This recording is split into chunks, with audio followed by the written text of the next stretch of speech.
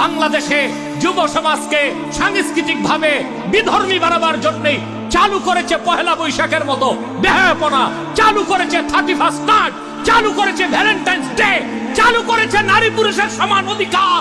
যুবকরা, আল্লাহর কোরআনকে বুকে ধরে দাঁড়িয়ে যাও, অপসংস্কৃতির মোকাবেলা করার জন্য প্রস্তুতি নিতে হবে।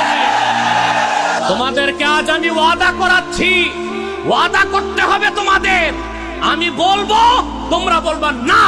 পহেলা Boishakh, Valentine's Day, 31st night এগুলো চলবে না বাংলাদেশে।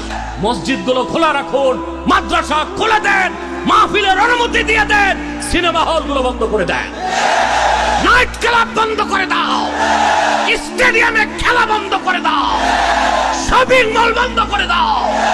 মাদ্রাসা খোলা থাকবে, মসজিদে আজান হবে, মাহফিলে কোরআনের তাফসীর হবে। এদেশের কোটি কোটি যুবক আল্লাহর কোরআনকে নিয়ে বাঁচতে চায়, কোরআনকে বুকে ধারণ করে মরতে চায়, কোরআনকে সিনায় নিয়ে আল্লাহর কাছে উপস্থিত হতে চায়। এই ইনার ভয়েস আমার দেশের যুব সমাজের হৃদয়ের গভীরের সুপ্ত আওয়াজ যারা বুঝতে ব্যর্থ হবে, সে নেতা হোক, নেত্রী হোক, বুদ্ধিজীবী হোক, বাংলাদেশে থাকার অধিকার তার না। বাংলার মাটি কোরআনপন্থীদের ঘাঁটি। ইসলামকে চ্যালেঞ্জ যারা করে, দেশেও তাদের জায়গা হয় না, দলেও তাদের জায়গা হয় না। যে পশ্চিমাদের গোলামি করে, তাদের দেশেও জায়গা হয় না। আরেকটা ওদের অপসংস্কৃতির প্রচার বাংলাদেশে করেছে, নারী পুরুষ সমান অধিকার। কেমনে সমান হবে? আপনারা ওই যে জাফরুল্লাহর সাথে আমার ডিবেটটা দেখছিলেন, ও সোরের সাথে না, সোরের পরে যে বসছে, দেখছেন?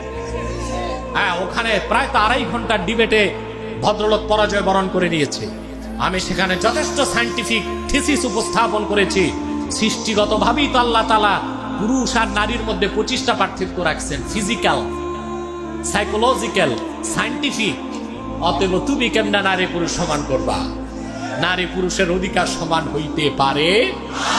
ইসলাম নারীকে ন্যায্য অধিকার দিয়েছে, পুরুষকে ন্যায্য অধিকার দিয়েছে।